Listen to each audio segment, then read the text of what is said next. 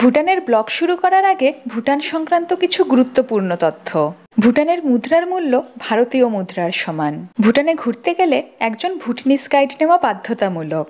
SDF এর মূল্য ভারতীয়দের জন্য 1200 টাকা পার ডে পার হেড এবং অন্যান্য দেশের নাগরিকের জন্য এটি $100 পার ডে পার হেড।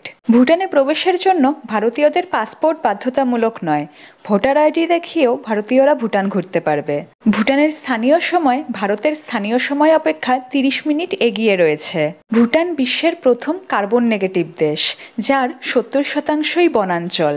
আমাদের জার্নি শুরু হয়েছিল জলপাইগুড়ি থেকে সকাল 7টা নাগাদ। রিজার্ভড কারে করে জলপাইগুড়ি থেকে চললাম জয়গাঁওয়ের উদ্দেশ্যে। দূরত্ব প্রায় 100 কিলোমিটার। এখন বাজে সকাল 9টা। আমরা এসে পৌঁছালাম জয়গাঁ। আমাদের জলপাইগুড়ি থেকে জয়গাঁ আসতে টাইম লাগলো এক্স্যাক্টলি 2 আওয়ার্স। জয়গাঁ হলো ইন্ডিয়া আর ভুটানের একদম বর্ডার। ইন্ডিয়ার জয়গাঁ থেকে আমরা এখন ভুটানের ফুনশেলিংয়ে এন্টার করব। এখানে আমরা আইডি হিসাবে রাখছি ভোটার কার্ড আর আমাদের পাসপোর্ট। পাসপোর্ট না হলেও চলবে, কারণ এখানে ভিসা টিসার কোনো ব্যাপার নেই, ভোটার কার্ডই এটা। আর সবথেকে সুবিধাজনক ব্যাপার হলো আমাদের আপাতত কারেন্সি এক্সচেঞ্জ করতে হবে না, কারণ ভুটানে ইন্ডিয়ান নোটসও চলে। তাই আপনারা যখন ভুটানে ঘুরতে আসবেন যথেষ্ট পরিমাণ ক্যাশ ক্যারি করবেন। আমরা এখন আছি হোটেল শীতল রেসিডেন্সিতে। এখানে আমরা ব্রেকফাস্ট করব। ততক্ষণে আমাদের ভুটনিস গাইড এসে আমাদের ব্রেকফাস্টের পর আমাদেরকে পিক করবে এখান থেকে।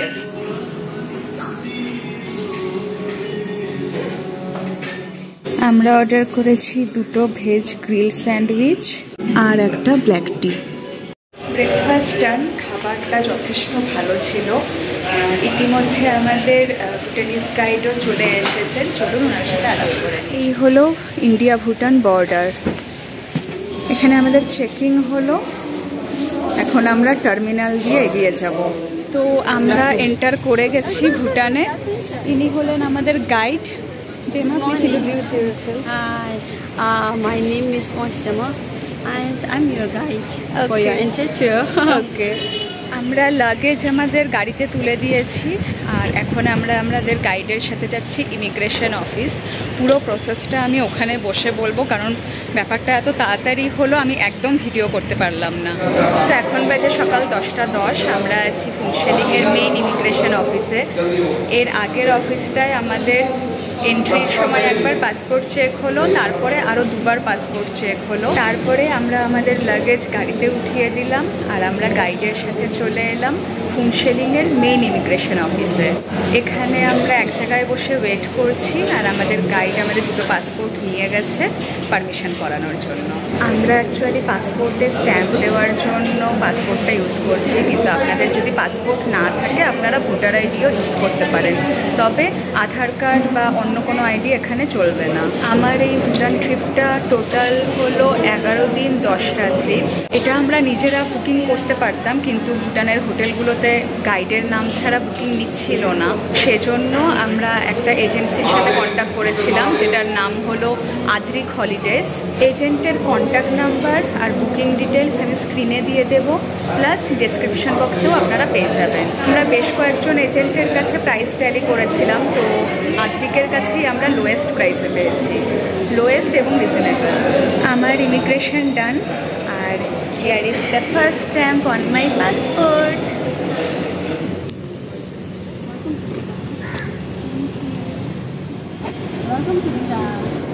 এই হলো আমাদের গাড়ি, এটাতে করে এখন আমরা থিম্পু যাব।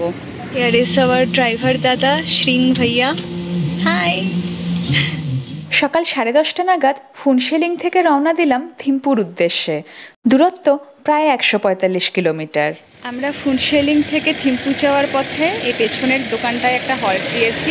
এখান থেকে আমরা কিছু স্ন্যাক্স আর জলের বোতল কিনব। এখান থেকে আমরা জলের পেটি তুললাম।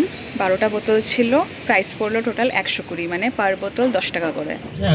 আরেকটা ইম্পর্টেন্ট ইনফরমেশন, এখানে ইন্টারন্যাশনাল ডেবিট বা ক্রেডিট কার্ড কাজ করে না। সেজন্য আপনারা যখন ভুটান ঘুরতে আসবেন যথেষ্ট পরিমাণ ক্যাশ ক্যারি করবেন। এখানে গাড়ির স্পিড কখনোই 60 কিলোমিটার পার আওয়ার এক্সিড করে না।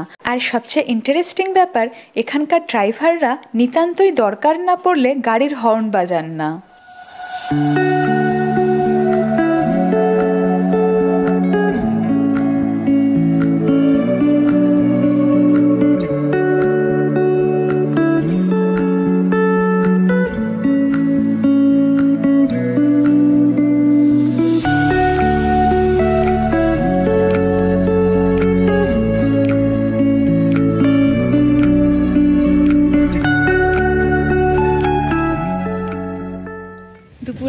বাজে, আমরা ওয়াংখার একটা রেস্টুরেন্টে হল্ট দিলাম এখন লাঞ্চের জন্য।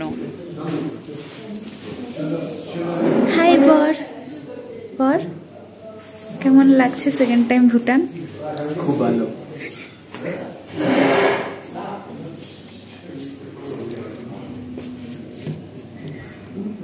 বলো এমাদাচ্ছি লাভার, আমাদেরকে কি কি দেওয়া হয়েছে? এমাদাচ্ছি, এটা চাটনি আছে, কিছু ডাল, আর এটা করলা টাইপের কিছু আছে, আর ভাত। ভুটানে এসে প্রথমবার ট্রাই করলাম ভুটানের ন্যাশনাল ফুড এমাদাচ্ছি, যার অর্থ হলো চিলি উইথ চিজ। এখন বাজে দুপুর 1:30, আমরা লাঞ্চ সেরে এখন আবার থিম্পুর জন্য রওনা দিয়েছি।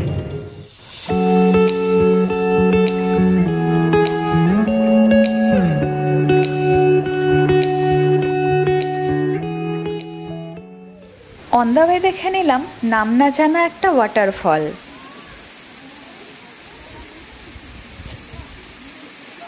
ভুটানের কিছু ব্যাপার এই দেশ ও তার দেশবাসীর প্রতি এক শ্রদ্ধার জন্ম দেয়।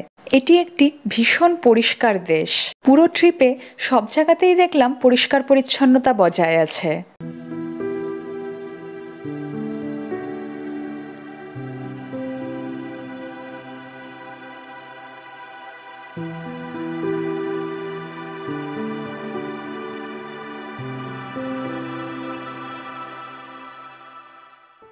চুজমে এসে দেখলাম পারোচু আর থিম্পুচুর সঙ্গম। স্থানীয় ভাষায় চু কথার অর্থ হলো নদী। বাঁদিকে পারোচু আর ডানদিকে থিম্পুচুয়ের মিলিত প্রবাহ ওয়াংচু নামে প্রবাহিত হয়েছে। এরপর আবার পথ চলা শুরু হলো থিম্পুর উদ্দেশ্যে। Welcome to Thimphu.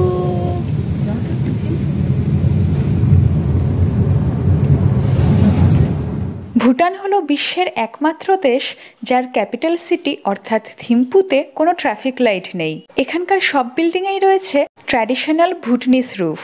সবুজ রঙের ছাদ হলো রেসিডেন্সিয়াল এবং কমার্শিয়াল বিল্ডিংয়ের জন্য, এবং লাল রঙের ছাদ হলো সরকারি বিল্ডিং এবং বিভিন্ন ইনস্টিটিউশনের জন্য। এখন বাজে বিকেল 3:45, আমরা এসে পৌঁছালাম থিম্পুতে। এখানে আমাদের বুকিং আছে হোটেল হোয়াইট তারাতে। হোটেলটা মেইন সিটি থেকে একটু দূরে। চলুন এবার আপনাদেরকে হোটেলের রুমটা ঘুরে দেখাই।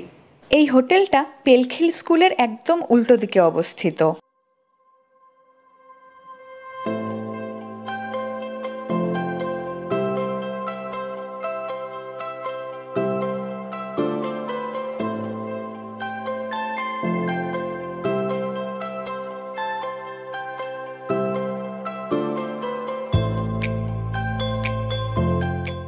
আমাদের জন্য বুক করা হয়েছিল ডিলাক্স রুম।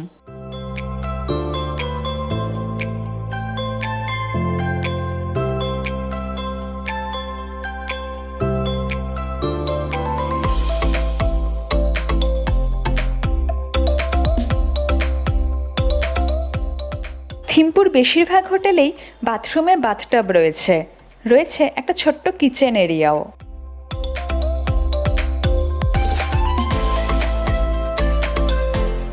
জানলা দিয়ে বাইরের শহরের খুব সুন্দর ভিউ পাওয়া যায়। ওয়েলকাম ড্রিঙ্ক হিসাবে আমাদের চা সার্ভ করা হলো। চেক ইনের পর ফ্রেশ হয়ে সন্ধে পর্যন্ত রেস্ট নিয়ে নিলাম। ধীরে ধীরে শহরটাও ঝলমলে আলোর রোশনাইয়ে সেজে উঠল। এখন বেজে রাত 8টা। এখানে রাত 8টা থেকে 9টা পর্যন্ত ডিনার সার্ভ করা হয়। তো এখন আমরা ডিনার করতে যাচ্ছি। ডিনারে এখানে বুফে সিস্টেম রয়েছে, তো ওখানে প্রচণ্ড ভিড় ছিল বলে আমি ওখানে ভিডিও করতে পারলাম না। তো আপনাদের আইটেমগুলো এখানে দেখিয়ে দিচ্ছি। আমি নিয়েছি ভাত, আলু গোবির সবজি, চিকেন কারি, ব্রিঞ্জল ফ্রাই, পাঁপড় আর গ্রিন স্যালাড থেকে আমি জাস্ট লেবুটা নিয়েছি। এইসব আইটেমগুলো বাদ দিয়েও এখানে রুটি, ডাল ফ্রাই আর ব্রকলি স্যুপ আছে, সেগুলো আমি আপাতত খাচ্ছি না। আর লাস্টে সিমাই ট্রাই করব। কেমন গো খেতে? খুব ভালো ছিল।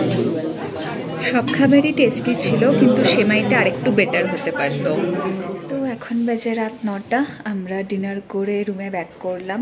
কালকে থেকে শুরু হবে আমাদের আসল ট্যুর। তো আজকের মতো ভিডিও এখানেই এন্ড করছি।